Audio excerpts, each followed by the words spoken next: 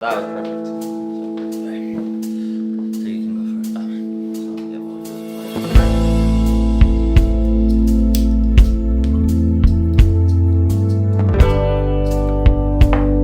Yes, sir. Let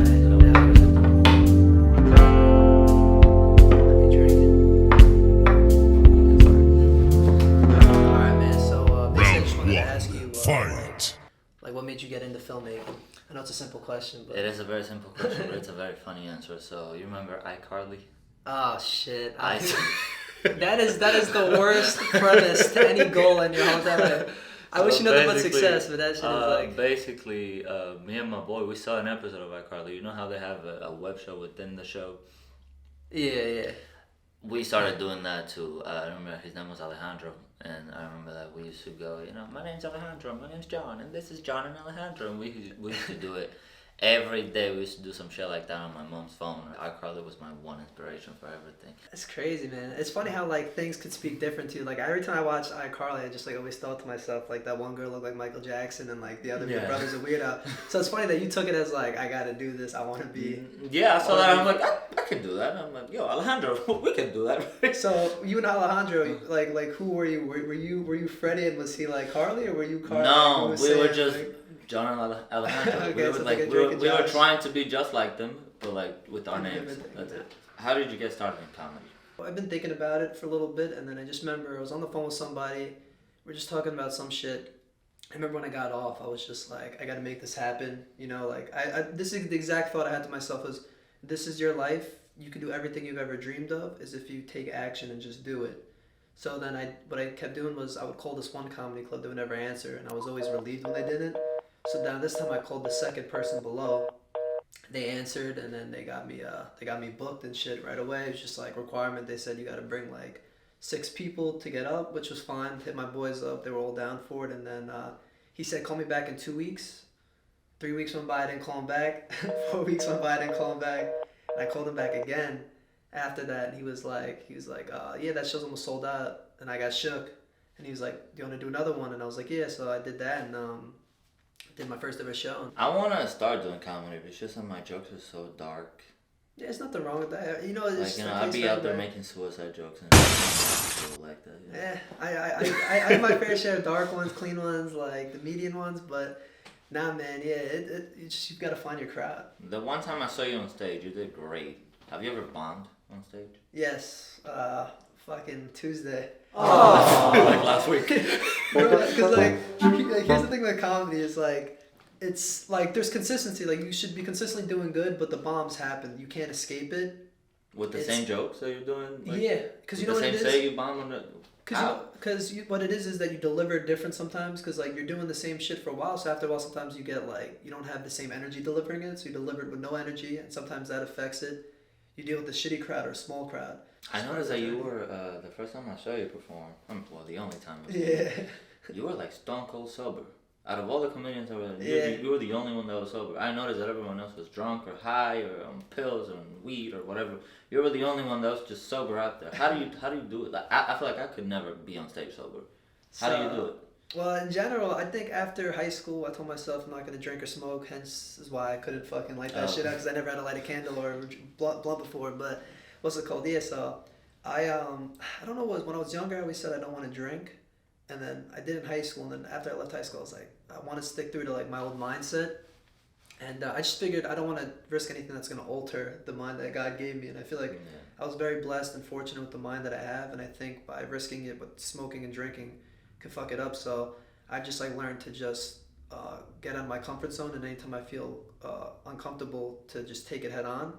And that's helped train me for, getting up on stage without having to drink or take pills or...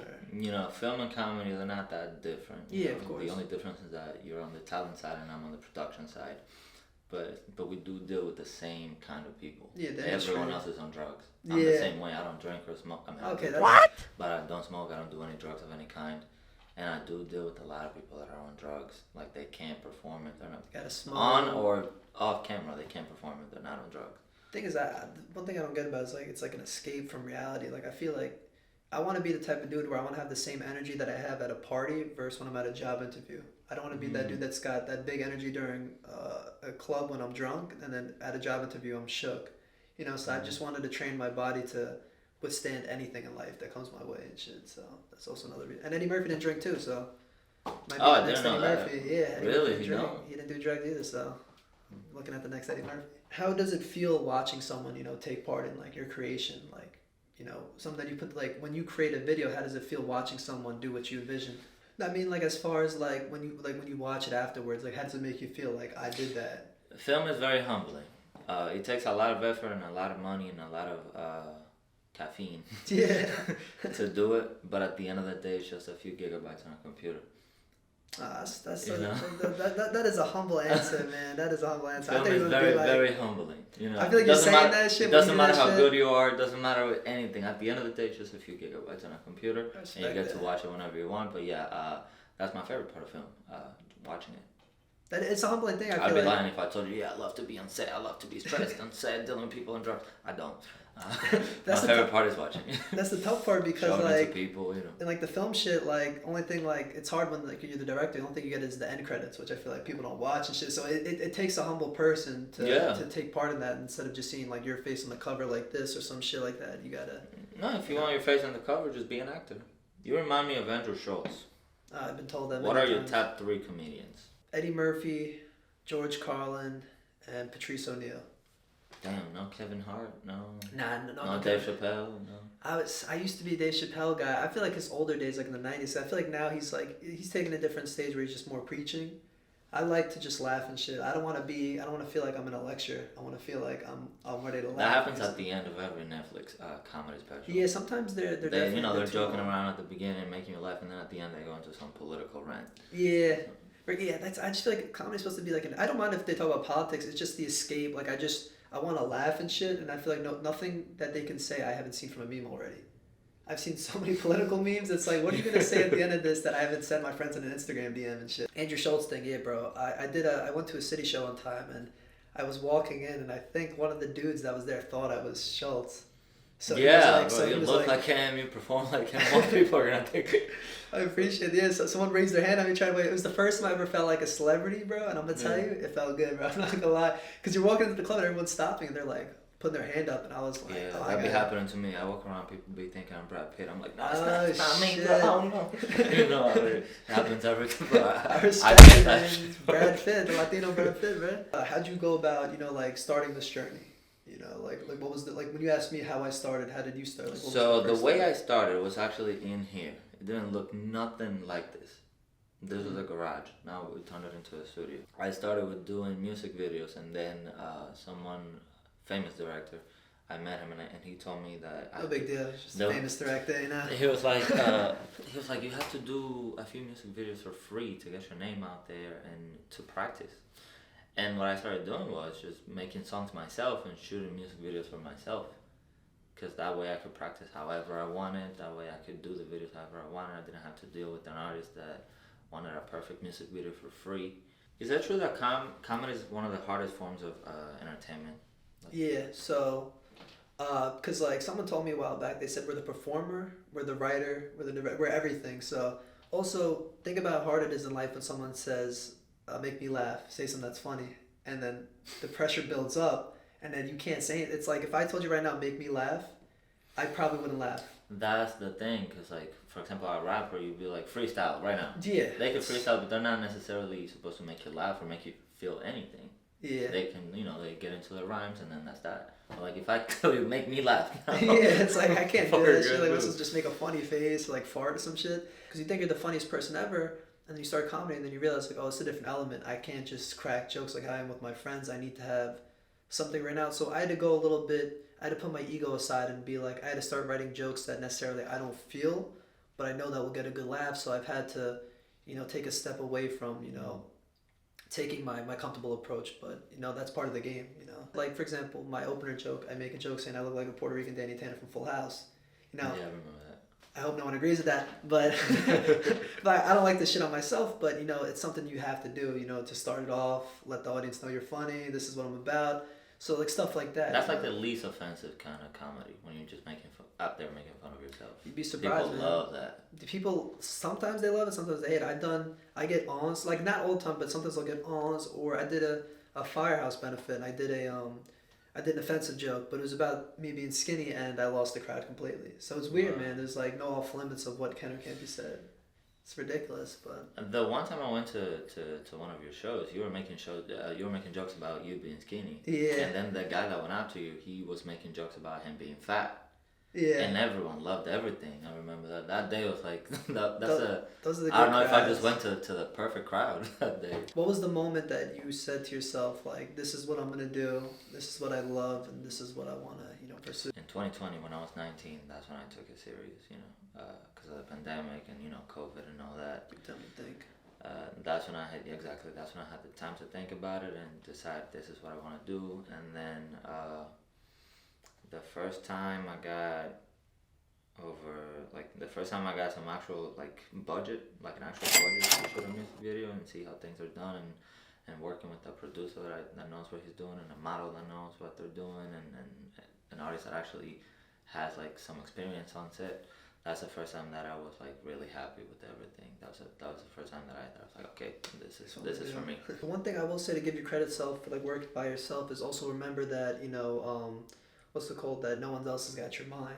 You're obviously steps ahead of a lot of people, so it's also a blessing to work by yourself. That's another way of saying you have something that no one else possesses. When I tell people that I do film, they go, oh, so what do you do? I'm like, oh, I do film. They go, oh, so you don't have a job. Does that ever happen to you as a comedian? Yes. When I had a few high school teachers that I followed on Instagram after we graduated, I put my college in my Instagram bio because I was like, shit, if I don't put my college in the bio, they may just think I'm just some fucking freeloading comic. But that's the thing is people, they just assume that they just assume that you're just an alcoholic pothead that just does nothing all day. So I get that a lot. I went to college for a year, and there's nothing that I could be less interested in. Yeah, I hate it, bro. I'll leave it at that. I hate it.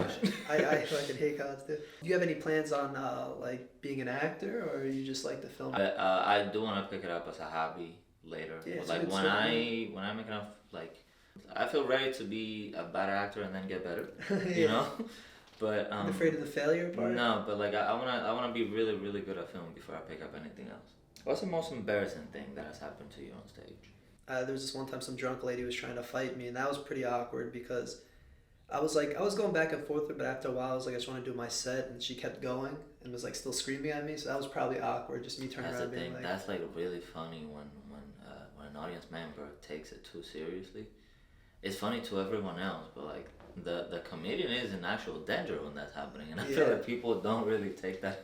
Well, they don't really care about it. They're just, we're just laughing. He's getting head cooked, but he could get a bottle thrown at him. That's exactly what happened. She was pretending to throw a bottle at him. Exactly, they could go on stage and fight them. How do you find people to be in your films? How do you go about it? That's a really good question, Joey. So basically, when I didn't have a budget to pay people or anything like that, I used to go to the club, get nice little drink, and just look at people, look at women, and be like, hey, do you want to model for me? I'm starting this film out and all that. And then I would show them my work, that I did with my cousins. And oh my God, you're a really good photographer, because I started with photography. You're a really good photographer. Yeah, I'll do it. And we would do it in this very studio. We would get some shots done. They would give me a shout out because they have the followers and stuff like that. But yeah, that's how I started. I went going to clubs and just finding nice looking women for them to model for me. That's and they would do tactic. it for free. Yeah. I never heard of this shit. Well, I got another question. Next time you work with a pretty girl, send her my Instagram, or can you send her my Instagram? For sure. Thank you. Okay. That's what I wanted from this podcast. If you didn't do comedy, what would you be doing right now within the film, within the entertainment industry? I probably would have took a business approach, because that's where I was going before comedy. I was trying to be like a real estate mogul. I wanted to be a successful real estate man. So I would have did something along that, and probably just do internet content of me vlogging my what I'm doing in real estate or something like that. Are your friends and family supportive? Are my friends and family supportive? Well, here's the thing. They're not unsupportive, but it's you're kind of hey, get a job. No. They're For example, I'll be like, hey mom, I did a video with fucking Post Malone, whoever, the biggest person ever. Cool. And be like, cool, do the dishes, please. Fuck you! They don't give a fuck about none of this stuff. They're not impressed by it at all, but they're not, like, they are supportive, but they don't care. Yeah. I mean, I can family or friends. No. Friends, because no one understands how important some of these things are other than the people in the industry. So I'll tell my friends, like, yo, I just performed at this club. They're like, oh, dope. And I'm like, dope. I'm like, bro, I just got to perform at this. Like, this is a big deal. And they're like, oh, that's fucking dope. Yeah, it's cool, man. What is the best and worst thing about being a stand-up comedian? So the best thing is that, you know, I always thought about this. You're in a room full of people that have all different struggles in life, going through so many things. But for that amount of time you're on stage, they find a way to not think about what they're going through and laugh at what you just said. So you're bringing happiness to people. And I know that may sound cliche, because people are like, I care about other people. Like, I looked at a room one time when I was doing a show, and I was just looking around like, this is amazing. Like, A, I'm getting paid to make jokes, and second of all, I'm in a room full of people that are just happy, you know? The worst thing is that now every time I think of a joke, I have to write it down. So it's hard for me it's hard for me to just live my life regular. Like, if I make a joke and I know it's got potential, I'm like, fuck. Like, one time I was in class, I thought of some shit, and I was like fidgeting, and I had to get out and write it out. So I can't just think of funny stuff anymore, laugh to myself, say it to my friend, and leave. You know, that's it controls my life. Do you ever hear a joke from someone else? No, I never thief. Have you ever thought about filming for porn? I have. You have filmed for porn? Not necessarily for porn, but for OnlyFans. Okay. Which is I was getting scared. I thought you were gonna say like you filmed your boy like clapping some girl shit after the club that day, trying to get clients. No, so back to the very beginning. If you ever need an actor, back to the very beginning of the show. My boy Alejandro, he's a porn star himself. For real? Yeah, we started doing iCarly, and now Are you serious? Yeah. Send me his business card, bro. I want to get in that. Like that's a dream. What would I be doing if I wasn't a comedian? The true answer was porn. So you know what's funny? So like I said, this show has B-roll. So as we speak right now, there's a bunch of OnlyFans stuff going on right now that I've done on the screen. You know. Oh, hell yeah. So basically, you're gonna see it when you watch the show. I remember that. No, I'm not gonna expose it like that. But I remember that this one model, she kind of like, hey, like, I'll shoot for $40,000. I'm like, no, it's okay. Like, I'm getting paid to shoot you for free, actually. You know, I'm like, oh, and then my producer that was with me, he decided to shoot her. You know, so we go to this little area in the mansion, and then this other guy comes around, and he's like, oh my God, I'm so sorry, guys. You're gonna shoot me at the same time. I hope you don't mind. You just like, we only have like 10 minutes to shoot, and like I gotta go in about 5 minutes. Jeez. And then she says, but it's okay. Like, I'll spread my legs for you guys. There's not one problem in this world that I haven't solved with my vagina. You even laugh at that? What? No, I didn't laugh. I just got my camera ready. I'm like, hell yeah, let's go. Is it awkward though? Is it awkward? You know, you're just taking a picture. Some girl's bent over with like stretching her butthole. Exactly. Like, you know, she's like busting it wide open for me. Have you ever taken pictures of naked guys? No, naked. Okay. Not yet. No. Not yet. Well, basically, right. What she's doing sanitizer I could use. The other photographer, that was, you know, he just kept like, he will take one photo, pop, and approach her, another photo, pop, and approach her, and approach her. And then at one point, he's just holding the camera up with one hand, and with the other hand, he's just fingering her. Wow. So that was the most porn I've ever done. That's and she just let him, you know. Jeez, that's gotta be like, that's killing two birds with one stone type shit. Yeah. What? She goes, don't tell anyone, you know. Like, good thing that no one's gonna watch this, you know. No one's got the picture of his finger in her vagina. Yeah. That's she told me, like, yeah, whatever you see here, just keep it to yourself. We're not supposed to be doing this right now. I'm like, oh, no shit. We're not supposed episode to be doing 36 this. we're talking about it, so. Hey man, that's dope. I respect it. What's like the weirdest crowd that you performed for? I did a furniture store. Furniture store? I did this furniture place. Like for the employees? Yeah, but then also there's people walking in and out, and they just hear, yeah, so, you know, this is how I feel about fucking pegging, and then all of a sudden someone's walking in. Yeah, so. Were you making jokes about the couches and shit like that? Yeah, like, you know, just shit or whatever. But yeah, that was probably the weirdest place, just because it's like, you gotta put that, like, you know, I'm like, hey, shows for this week, and then I'm posting like the couch store. So that was definitely a weird one. What's like to close it right here, what's like the Like the one dark joke that you were like, damn, I stepped over the line with that. I don't remember like all my dark jokes. I just remember like there was this like one joke that I guess you could say was offensive. I was doing a show and there was a carpet on the stage.